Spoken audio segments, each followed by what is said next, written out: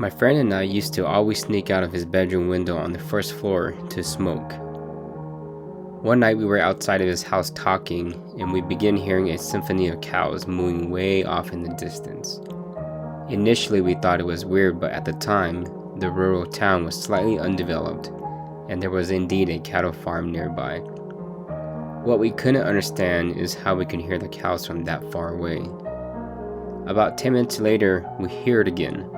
Only now it sounded like it was at the entrance to his neighborhood, which was approximately a quarter mile away. Now we were really interested and wondering what the heck this noise could be. We were too nervous to go investigate, so we remained idle and just kept talking. About another 10 minutes later, I kid you not, we both hear the noise again. Only now it's about 10 feet away around the corner of his house, and it sounds like a freaking zombie. We jumped back inside his window so fast that whatever it was probably didn't notice us. We closed the window, pulled down the shade, and then we sat there in silence for 20 minutes because we were scared as hell. Quietness.